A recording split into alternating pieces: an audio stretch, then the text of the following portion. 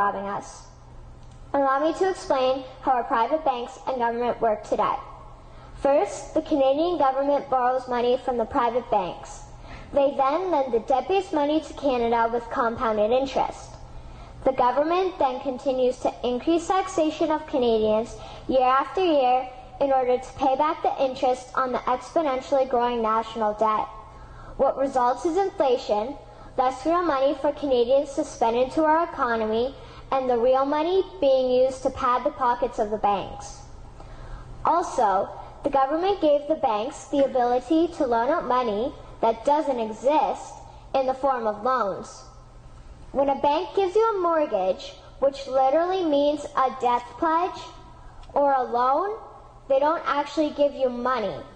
They click a key on a computer and generate the fake money out of thin air. They don't actually have it in their bank vaults. Presently, the banks only have $4 billion on reserve, but they have loaned out over $1.5 trillion. To quote Graham Towers, each and every time a bank makes a loan, a new bank credit is created.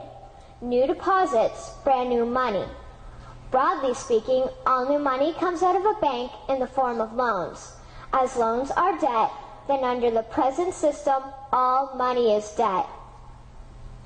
What I find interesting is even Jesus, in Matthew 21, drove out the money changers in the temple because they were manipulating the currency to steal money from the people. The private banks are just like the money changers in Matthew 21. They are defrauding and robbing the people of Canada, thus their freedom, and they need to be stopped. How should the banking system work? In an infamous interview, Mr. McGeer asked Mr. Towers, "Can you tell me why a government with power to create money should give that power away to a private monopoly and then borrow that which Parliament can create itself back at interest to the point of national bankruptcy?" Mr. Towers replied, "If Parliament wants to change the form of operating the banking system, then certainly that is within the powers of Parliament.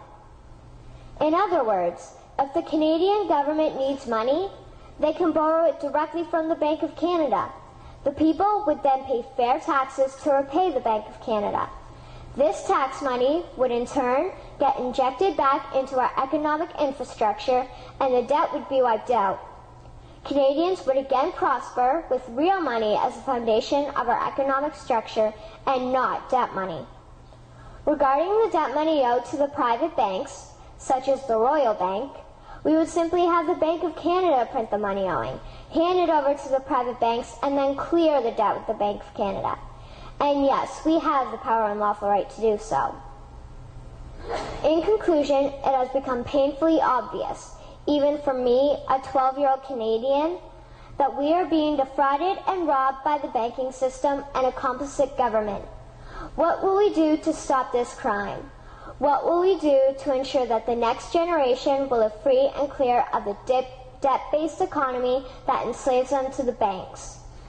Margaret Mead said the following, and I hope that all of you remember this.